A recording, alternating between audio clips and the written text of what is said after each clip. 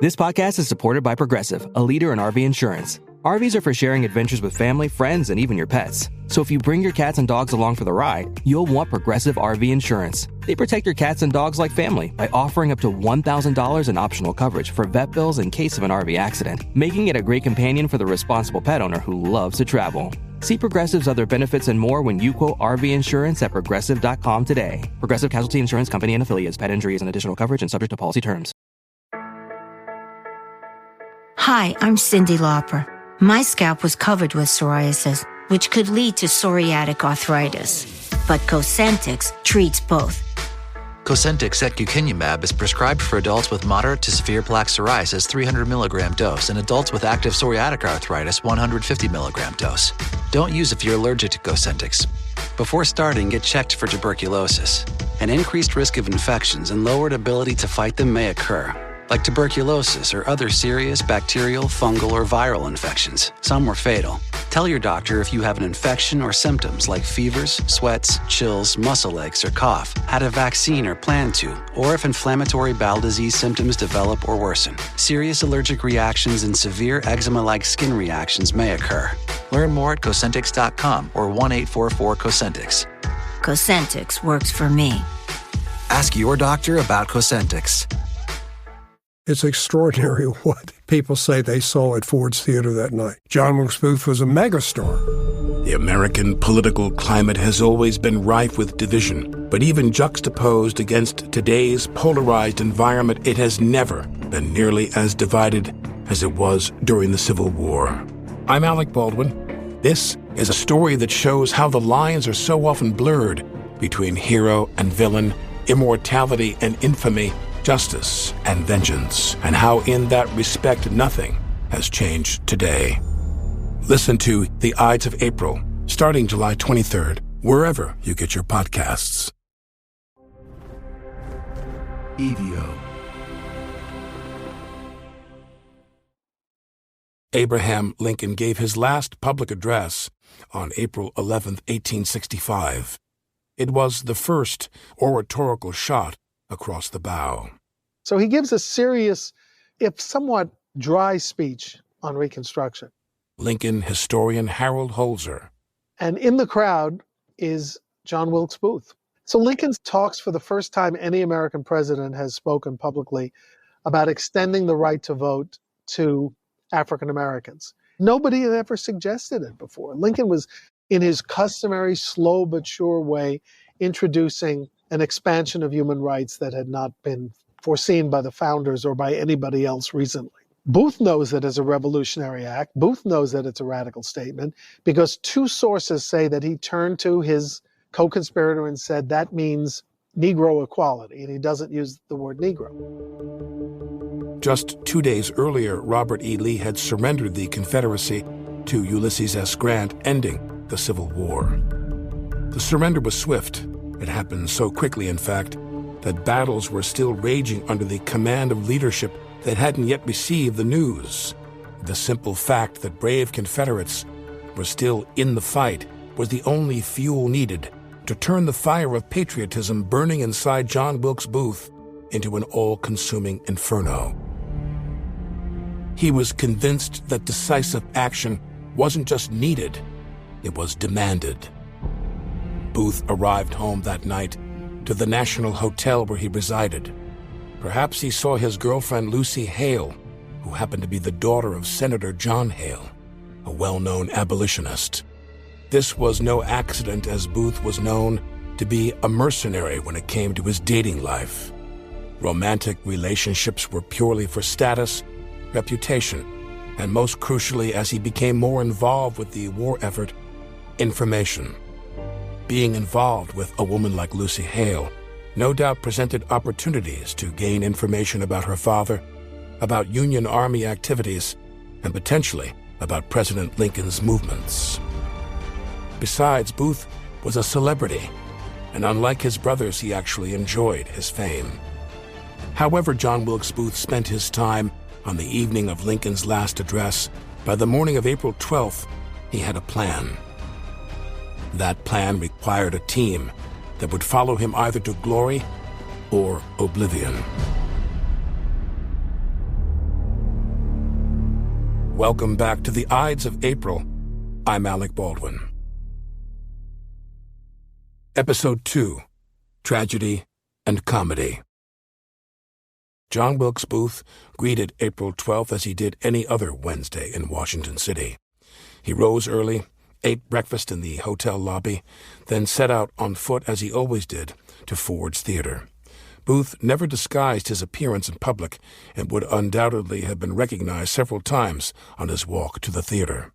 They recognized him. He was a famous guy. People recognized Booth. There were lots of pictures out there of acting heroes, political heroes, and people kept these pictures in their kind of sacred family albums. Being a massive box office draw in his time and a bona fide celebrity, Booth had recently been named the most handsome man in America by the major East Coast newspapers. His fame afforded him certain conveniences that other actors were never privy to. One of those perks was being able to use the theater as his permanent mailing address. Every day, he would show up at the theater to collect his fan mail. Every day. He was just a visiting star. I'm Terry Alford, historian and author, and the biographer of John Wilkes Booth. As a star, as a megastar, he had a carte blanche. He could go anywhere in the theater he wanted. Nobody would think it twice. They were delighted to see him, just like you would if a superstar dropped by your place of work, right? The manager of the theater was a young man of 21 named Henry Clay Ford. He and Booth knew each other well. As manager, Henry constantly attempted to book the famous actor for frequent engagements at Ford's Theater.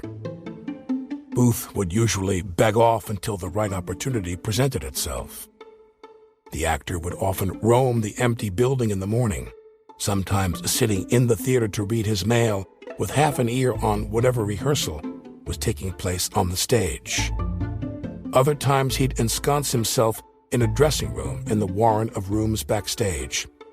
Booth felt at home in any theater he walked into. He felt powerful, in command. And thanks to his long history of successful performances on the now infamous stage, John Wilkes Booth felt like he owned Ford's Theater. The morning of April 12th, however, would be a quick visit. Booth grabbed his fan mail and hurried less than a mile north to the corner of 6th and H Street to meet his band of co-conspirators at a boarding house owned by his friend, John Surratt. He had hatched the beginnings of his master plan, but much more importantly, he needed to make sure that his team was still committed to the cause. The crushing surrender and events that had transpired over the previous 48 hours surely would be enough to rattle anyone. Booth needed to rally his troops and maintain a level of morale that would keep them engaged and remind them why they had become believers in the first place. All of this leads to an interesting question. Booth was raised in a progressive, artistic family. From a young age, his parents taught him that slavery, the most southern of institutions, was a sin. How could such an intelligent and talented young man raised in the most liberal environment grow up to become such a vicious weapon for the Confederacy? How did John Wilkes Booth become the single greatest villain in American history? Well, it's a family thing. To understand the Booths is to understand the reputation of the family itself. Booth's father, Junius Brutus Booth, was one of the top Shakespearean actors in England in the early 1800s. His success followed him across the ocean after emigrating to the United States in 1821. The elder Booth was cast in a production of Richard III almost immediately upon arriving in the U.S., and within a year he would become the most prominent actor in the country.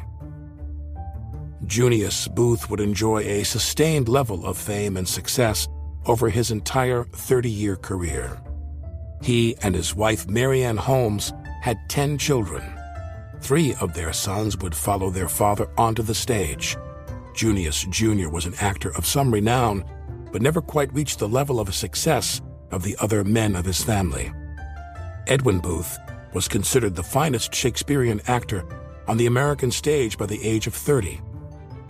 And John Wilkes, who would appear in the major Shakespearean tragedies of Hamlet, Romeo and Juliet, and Julius Caesar. He also performed in less sophisticated productions, which allowed Booth to play to his dashing good looks and his stunning athleticism.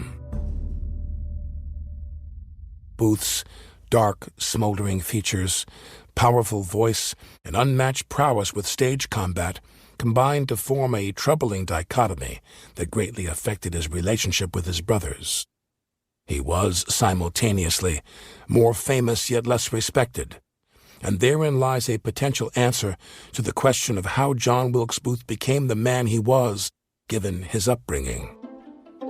It all started at the Arch Street Theater in Philadelphia in 1858, where a 21-year-old actor billed as J.B. Wilkes was opening a production of Lucretia Borgia, a French melodrama written by the great Victor Hugo.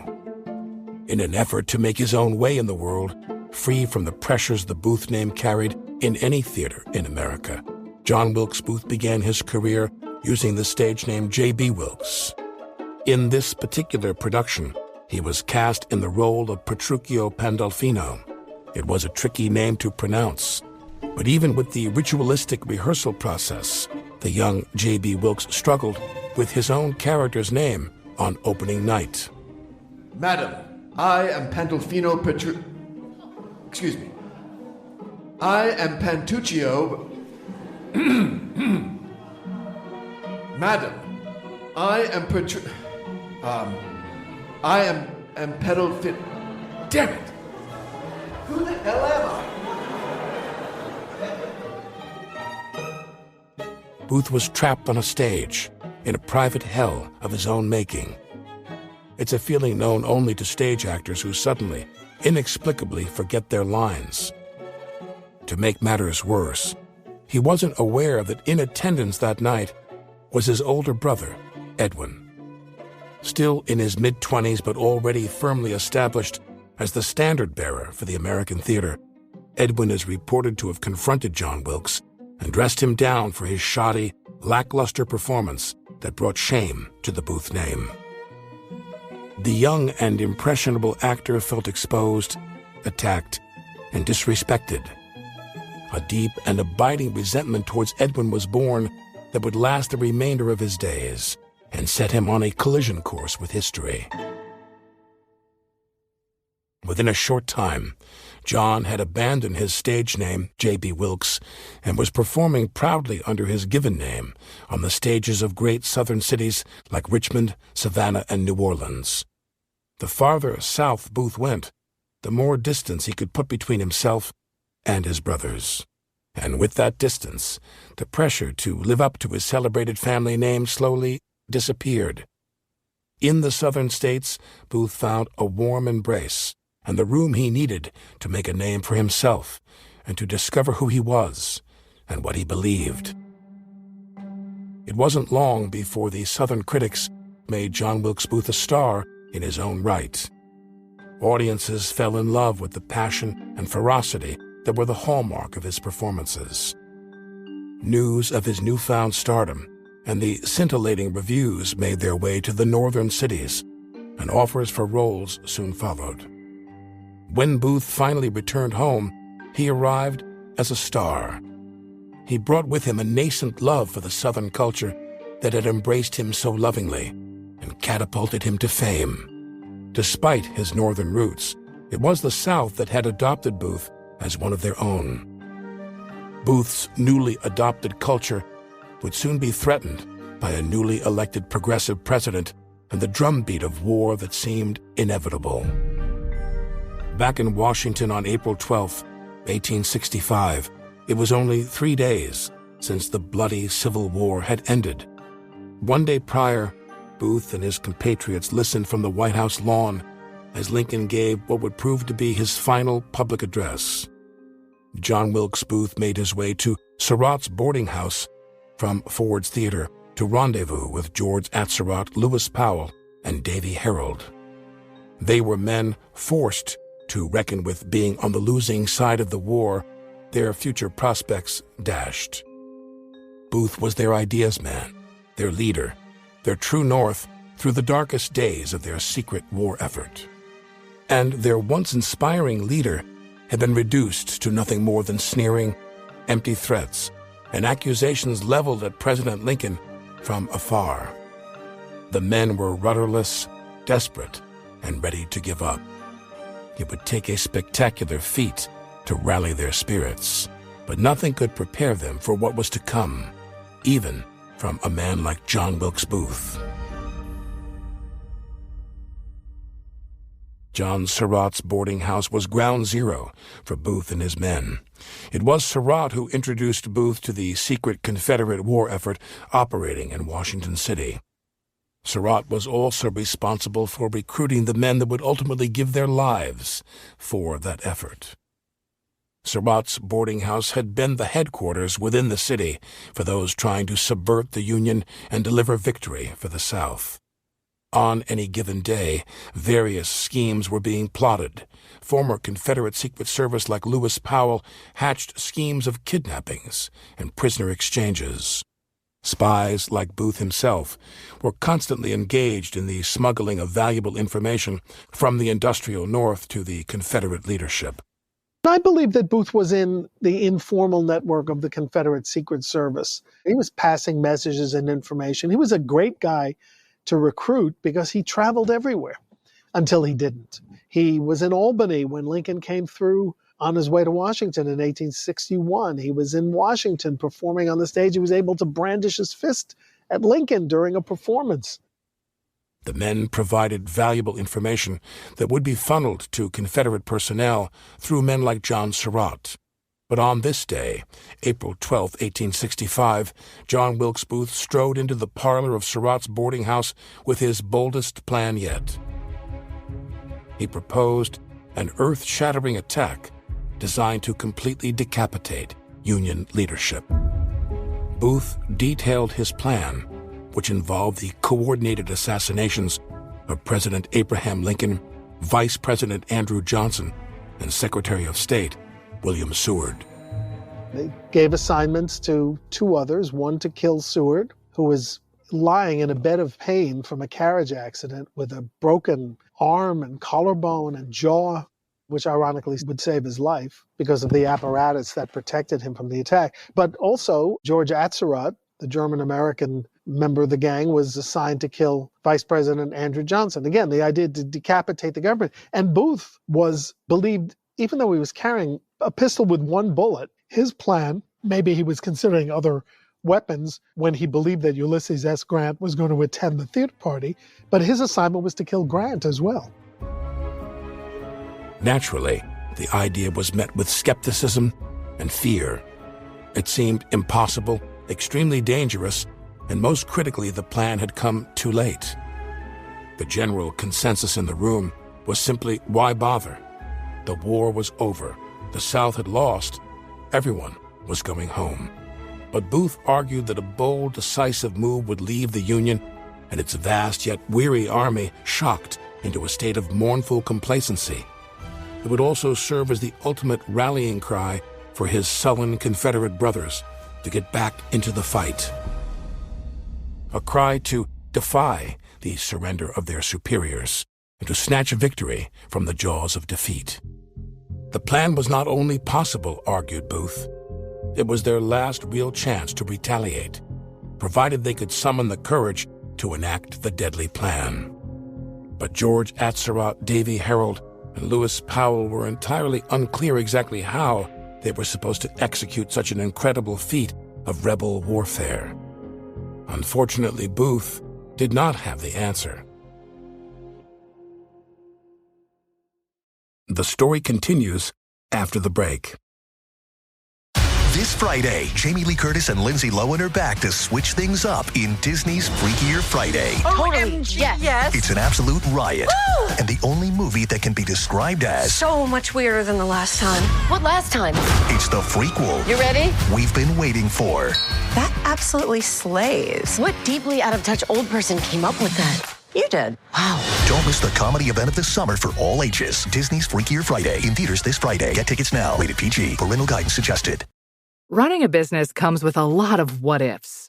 But luckily, there's a simple answer to them. Shopify.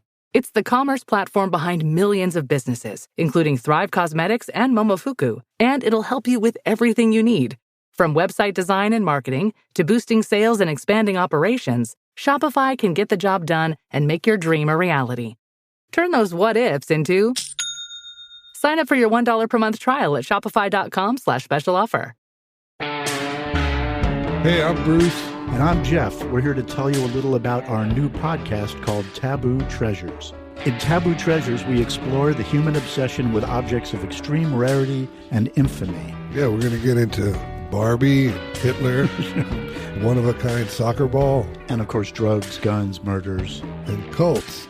We hope you'll join us and learn a little and maybe even laugh a little while we tell you some of the stories behind the stories you only think you know. Canada may be known for its landscapes and friendly people, but beneath the surface lies a darker side of crime, history, and the paranormal. Since 2017, the award-winning Dark Poutine podcast has explored the shadowy corners of the Great White North and beyond, delivering chilling tales from a uniquely Canadian perspective. Hosted by Mike Brown and Matthew Stockton with over 300 episodes and fresh releases every Monday, Dark Poutine is your weekly ticket to the creepier side of Canada. Listen to Dark Poutine on Apple, Spotify, Amazon Music, or wherever you get your podcasts. Unless you're a presidential historian, it may surprise you to learn that modern-day elections in the United States have changed substantially from the early days of our country. This is especially true where the election of the vice president is concerned. In the infancy of our republic, electors from each state would cast 2 votes per ballot for president. The candidate with the most votes and a clear majority would become president. The second-place finisher would, by default, become vice president. If you're so inclined, look up Article 2, Section 1, Clause 3 of the United States Constitution. This particular system didn't last long. The election of 1800 was only the 4th presidential election in our nation's young history. Thomas Jefferson and Aaron Burr both received the same number of electoral votes, a tie.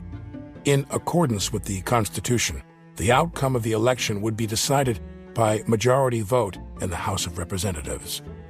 After some period of infighting and deal-making from Alexander Hamilton, Thomas Jefferson was declared the winner on the 36th ballot. Jefferson was elected the 3rd president of the United States. To avoid a repeat of this fiasco for the election of 1804 and beyond, the 12th Amendment to the Constitution was adopted. The 12th Amendment did away with the first-place, second-place business and required each member of the Electoral College to cast 1 electoral vote for president and 1 electoral vote for vice president. So by the time Abraham Lincoln was running for re-election, candidates had become more politically savvy.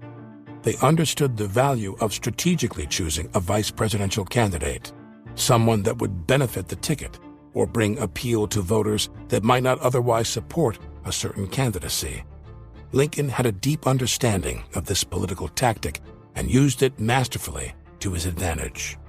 Lincoln and his organizers set up the convention brilliantly. First of all, they managed to convince the Republican National Committee to hold it in Chicago, bringing everyone to the belly of the beast that is Lincoln Land.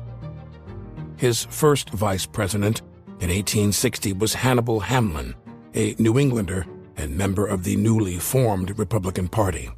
Remember, the political ideologies that we associate with the Republicans and Democrats of today were in many ways the exact opposite in the 1860s.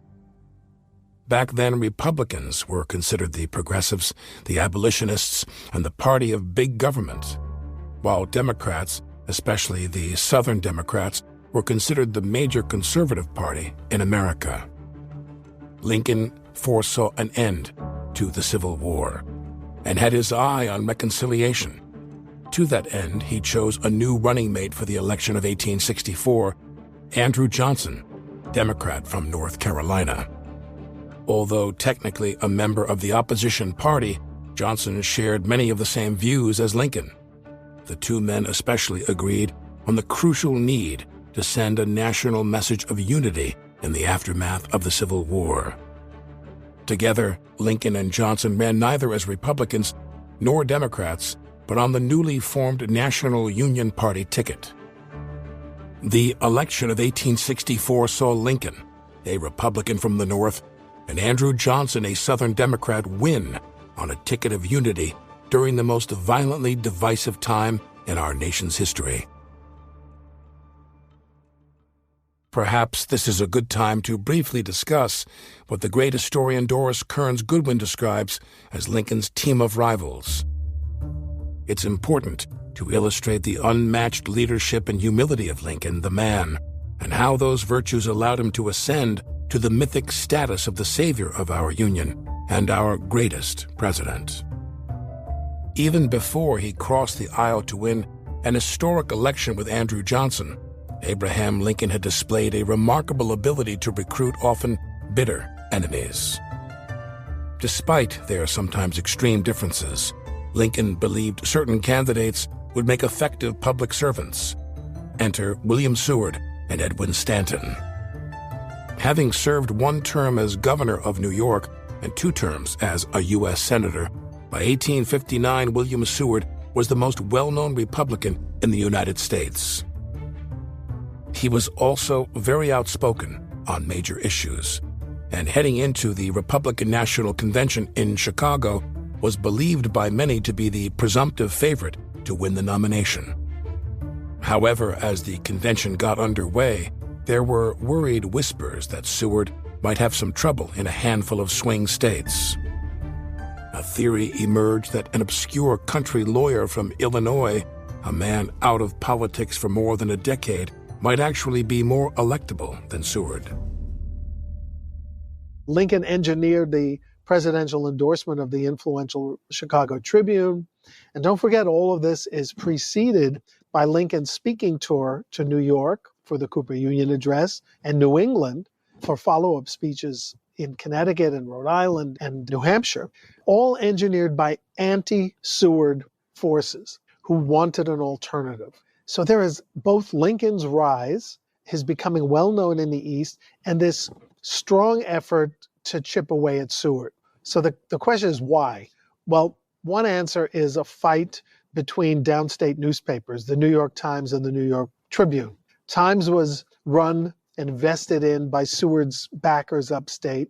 It was a breakaway from the New York Tribune in 1851. Horace Greeley, the famous editor of the Tribune, hated the Times and hated Seward's organization and hated Seward. They wanted an alternative. So that's the personal reason. The political argument is that Seward has talked about the irrepressible conflict between slave and free states. He's gone out on a limb. He's talked about practically Garrisonian higher law, and he has made himself unelectable in purple states like Illinois and Indiana that have to go Republican because they hadn't 4 years earlier, resulting in the election of James Buchanan. So the argument is raging that Seward can't win. We have to find an alternative. And that's why the Cooper Union series happened. It was an audition for Western Republicans. The theory is an Easterner can win the East, but not the West. A Westerner can win both the East and the crucial West. So that's the moment. And Seward might have won the nomination on the first ballot, but with all the cheering in the galleries from hometown Lincoln supporters, with the uproar in the convention, he fell just short on the first ballot. And that was all that the Lincoln forces needed. They had even positioned themselves in the sitting area, front center, so they could radiate out and make deals on the floor. And all of it happens very fast. This is all one day. They've done the platform. They've agreed that they oppose the extension of slavery. They get right to it the next morning, and Seward's got one shot, and once he goes down, they rush to alternatives. So Seward's support is broad but thin. They're worried about his perception as a radical on slavery, and they're worried about his being an Easterner who can't appeal to the West. I mean, everything had to fall into place, but it did. Before he even knew what had happened, William Seward had lost the nomination to Abraham Lincoln. Though devastated by this loss, Seward remained a good soldier and campaigned for Lincoln. He would eventually deliver the Midwest and help secure Lincoln the presidency. Lincoln would appoint Seward to the most important post in his cabinet, Secretary of State. Over the course of his administration, unquestionably the most horrific in American history, President Lincoln and William Seward would become close friends and confidants. Seward House Museum Director Maria Coleman. Seward had pretty much an open invitation to visit the White House whenever he wanted. He could just walk right in, see the president with no notice, which was unique. That was not the norm at that time. And likewise, Lincoln would often come to visit Seward at his home in Lafayette Square, and they would talk about the latest developments during the war. Edwin Stanton served in the waning months of the previous James Buchanan administration as Attorney General. As soon as Lincoln took office, Stanton was out of a job, replaced as Attorney General by Edward Bates, another presidential hopeful from the Chicago Convention. Stanton, content to go into private practice in New York, was instead surprised to be called again to serve. Stanton was confirmed to the post in January of 1862. It was believed that other members of Lincoln's cabinet attempted to recruit Stanton to join them in undermining the president and his objectives. But as with Seward, soon enough Stanton would become one of Lincoln's closest and most trusted allies. And beyond politics, Stanton considered Lincoln a close friend and mentor. Author Walter Starr. He is rude, he is temperamental, and he is rude to everyone from the president down to the man who greets him at the front door of the War Department every morning. But he is also, to come back to your word, indispensable. Because it's not just that he works long hours, he works incredibly effectively. And so he kind of harnesses the immense industrial might of the North and the transportation to enable the Union to win the war. Prior to General Lee's surrender and the subsequent unconditional release of all prisoners of war, Booth had conceived of other revenge plans for President Lincoln that were decidedly less aggressive and less lethal. One version of the plot was also set at Ford's Theater and relied heavily on a perceived home field advantage of sorts for Booth. He proposed the following to his team. Wait until the president shows up for the evening performance at Ford's. Booth and his men would then rush the president's box, subdue him with multiple blows to the head, secure his arms and legs with rope, and lower him from the balcony to the stage. The would-be kidnappers would then carry Lincoln's hog-tied body out of the back of the theater and make a quick getaway. Unfortunately for Booth, the president canceled his planned trip to Ford's Theater that night on account of rain and decided to stay home. The next and far more serious plot, both in scope and odds of success, involved another kidnapping. Because these capers were originally plotted before the end of the Civil War, taking Lincoln alive at the time would have been the best way to force the release of Confederate prisoners through a negotiated trade, or so went the thinking of Booth. Booth had obtained classified information regarding the president's schedule. On March 17, 1865, Lincoln would be attending a play at the Campbell Military Hospital just outside of Washington City. In yet another of Booth's plans, he and his accomplices would attack the presidential carriage, overpower the driver, subdue Lincoln, and handcuff him. They would then make their way across the Potomac, through southern Maryland into Virginia, where he would be held prisoner in Richmond, the capital of the Confederate States of America. Booth and his men left the lobby of the National Hotel and convened at a restaurant near the hospital to go over their plan. After the meeting, while the play was still in progress, Booth quickly rode to the hospital to make sure everything was on schedule, only to discover that Lincoln had changed his plans yet again at the last minute. He had accepted an invitation to a ceremony at none other than John Wilkes Booth's own home, the National Hotel. Convinced of his own perceived failures to deliver victory for his country, Booth was at a low point. He would only sink further into despair with news of the Union victory at Appomattox just 3 weeks later. To so quickly see the result of his failure, through Lee's surrender, it was enough to drive an already troubled and desperate man from an attempted violent kidnapping to plotting multiple homicides. April 13th, 1865. Booth arose on Thursday morning with his stomach in knots and the countenance of a hissing radiator. The enormous amount of pressure he had put on himself was beginning to consume him. He skipped breakfast and headed to Ford's Theater. With his mind struggling between abject guilt and critical problem-solving, it's no wonder Booth didn't notice the flurry of activity erupting across the city. He hadn't yet seen the day's newspaper, so he wasn't aware that an illumination had been declared for that very evening. Illuminations in Washington City were a wondrous event that were held to celebrate grand occasions, and this occasion was the grandest of them all. This particular Holy Thursday would see Washington City fully aglow in the soft light of candles, gas lamps, and streetlights. Every house would have their curtains open, candles burning, and Old Glory flying to commemorate the Union victory and the end of the Civil War. Performers and street vendors would be out in force, and the streets would be packed. It was estimated that the population of the city had more than doubled in just the last few days, with soldiers, both Union and Confederate, crowding into the city. By late morning, candle shops were sold out, and officials were preparing for a citywide spike in gas lamp usage. Booth, however, was oblivious. It wasn't until he noticed young Mr. Ford hanging decorations in the window that he asked what was going on. When he heard that there was a celebration that evening, honoring the destruction and dissolution of the country he loved, Booth was distraught. He couldn't help but see the illumination as a public spotlight on his own shame, coming into stark relief for all to see. He couldn't bear to watch the city erupt in unfettered joy, with music in the streets and former enemies dancing arm in arm. That was a bridge too far.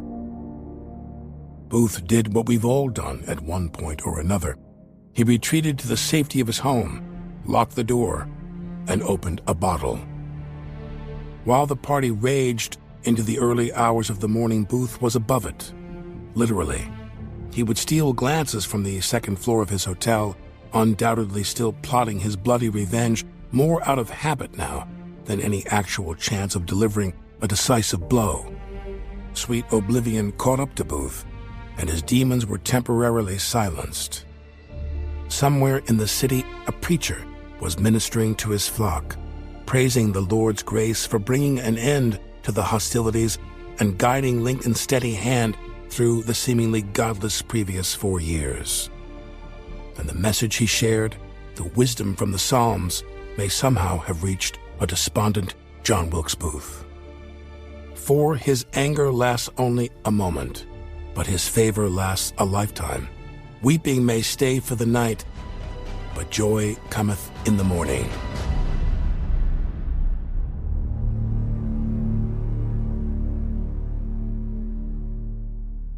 On the next episode, a dejected and defeated John Wilkes Booth receives news that will alter the course of a nation.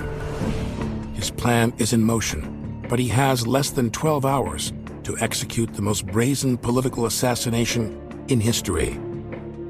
That's next on the Ides of April. The Ides of April was created, produced, and written by Brandon Morgan. Our executive producers are Brandon Morgan and Matt Del Piano. Zach McNeese is our story editor, sound designer, and mixer. I'm Alec Baldwin. Thanks for listening.